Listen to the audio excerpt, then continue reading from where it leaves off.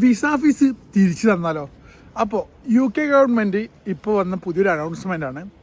നമ്മൾ UK വരുന്ന അല്ലെങ്കിൽ കൂടുതൽ ആൾക്കാരും പഠിച്ച പണി അല്ലെങ്കിൽ പഠിച്ചുകൊണ്ടിരിക്കുന്ന ജോബ് ചെയ്യുന്നവർ കുറവാണ്.